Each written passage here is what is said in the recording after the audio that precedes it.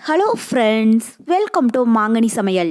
இன்றைக்கி நம்ம மாங்கனி சமையலில் ரொம்ப சுவையான காலிஃப்ளவர் மஞ்சூரியன் எப்படி பண்ணுறதுன்னு பார்க்கலாம்.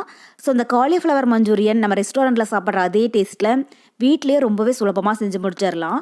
குட்டீஸ்லேருந்து பெரியவங்க வரைக்கும் எல்லோரும் விரும்பி சாப்பிடுவாங்க. ஸோ இந்த காலிஃப்ளவர் மஞ்சூரியன் நம்ம 2 விதமாக செய்யலாங்க.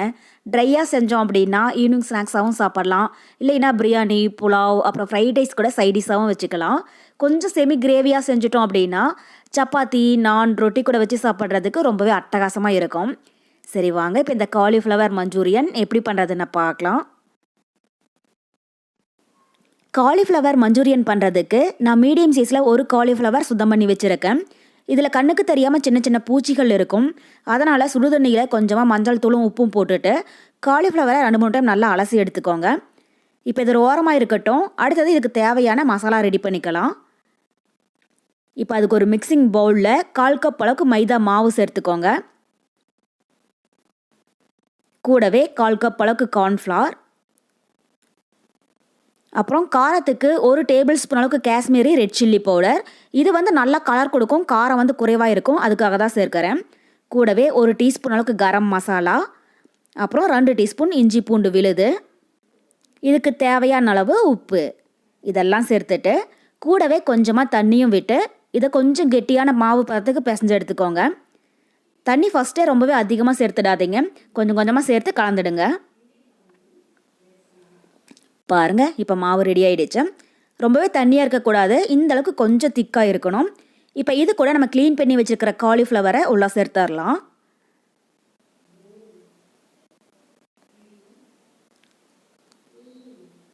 சேர்த்துட்டு இப்போ இதோட டைம் நல்லா கலந்து விட்டுருங்க. மாவு பொருளெல்லாம் காலிஃப்ளவரில் நல்லா கோட் ஆகிற மாதிரி. ஸோ நான் மீடியம் சைஸில் ஒரு காலிஃப்ளவர் எடுத்துருக்கிறதுனால இந்த அளவுக்கு மசாலா பொருட்கள் போதுமானதாக இருக்கும். நீங்கள் எந்த சைஸில் காலிஃப்ளவர் எடுக்கிறீங்களோ அதுக்கு தகுந்த மாதிரி எல்லா பொருளையுமே கூட்டி குறைச்சி ஆட் பண்ணிக்கோங்க.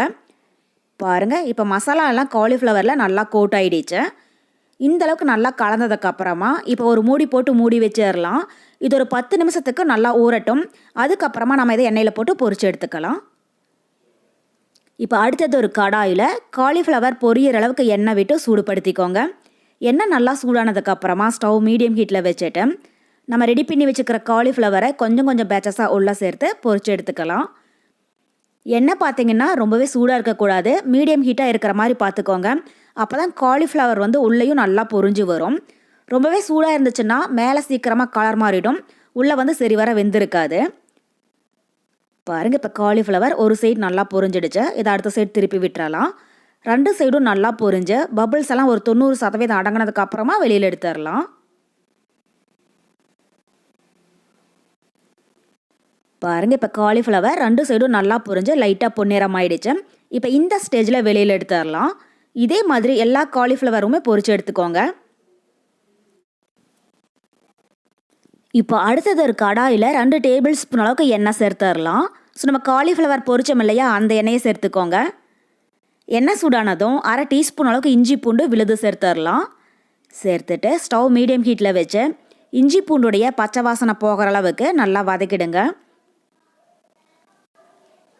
பாருங்கள், இப்போ இஞ்சி பூண்டுடைய பச்சை வாசனை போக நல்லா வதங்கிடுச்சு. இப்போ இது கூட பெரிய சைஸில் ஒரு பெரிய வெங்காயம் நல்லா பொடியாக கட் பண்ணி வச்சுருக்கேன், அதை உள்ள சேர்த்துடலாம். கூடவே பொடியாக கட் பண்ணின 2 பச்சை மிளகாய், இதெல்லாம் சேர்த்துட்டு ஸ்டவ் மீடியம் ஹீட்டில் வச்சு இதை லைட்டாக வதக்கிடுங்க. ஸோ மஞ்சூரியனுக்கு வெங்காயம் அதிகம் வதங்கிடக்கூடாது, லைட்டாக கண்ணாடி மாதிரி ஆகிற அளவுக்கு வதங்கிச்சுனாலே போதும். இப்போ வெங்காயம் ஓரளவுக்கு வதங்கினதுக்கப்புறமா இது கூட ஒரு குடைமிளகாய் பொடியாக கட் பண்ணி வச்சுருக்கேன், அதை உள்ள சேர்த்துடலாம். சேர்த்துட்டு இதையும் லைட்டாக வதக்கிடுங்க. ஸோ வெங்காயமும் குடைமிளகாயும் ரொம்பவே வதங்கிடக்கூடாது, லைட்டாக வதங்கிச்சுன்னா போதும். அப்போ தான் நம்ம சாப்பிட்ற போது இது வாயில் கடிப்பட்டு நமக்கு மஞ்சூரியன் டேஸ்ட்டும் ரொம்பவே நல்லா இருக்கும். இப்போ இது ஓரளவுக்கு வதங்கினதுக்கப்புறமா இது கூட 1 டேபிள் ஸ்பூன் அளவுக்கு ரெட் சில்லி சாஸ் சேர்த்துடலாம். கூடவே 1 டேபிள் ஸ்பூன் தக்காளி சாஸ், அப்புறம் 1 டேபிள் ஸ்பூன் சோயா சாஸ், இதெல்லாம் சேர்த்துட்டு கூடவே 1/4 டீஸ்பூன் அளவுக்கு உப்பும் சேர்த்துடுங்க.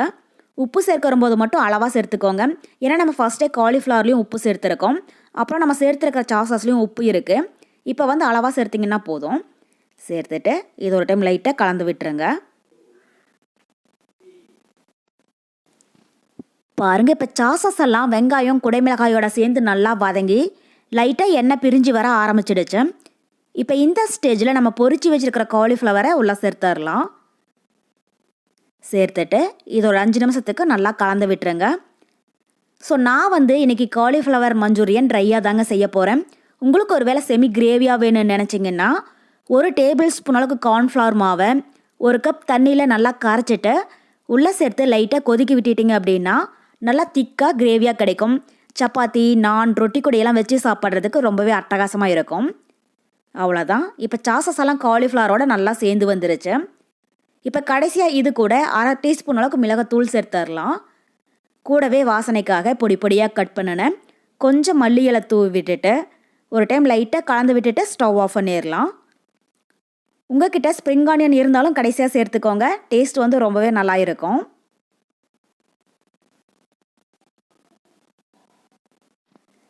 அவ்வளோதான். நமக்கு இப்போது ரொம்ப சுவையான காலிஃப்ளவர் மஞ்சூரியன் ரொம்பவே சூப்பராக தயாராகிடுச்சு. ஸோ கண்டிப்பாக நீங்களும் இதே மெத்தடில் ட்ரை பண்ணி பார்த்துட்டு எப்படி இருக்குன்னு கமெண்ட் பாக்ஸில் சொல்லுங்கள். என்னுடைய இந்த ரெசிபி வீடியோ உங்களுக்கு பிடிச்சிருந்தா லைக் பண்ணுங்கள், உங்கள் ஃப்ரெண்ட்ஸுங்க கூடயே நிறைய ஷேர் பண்ணுங்கள். மறக்காமல் மாங்கனி சமையலுக்கு சப்ஸ்கிரைப் பண்ணுங்கள். நன்றி.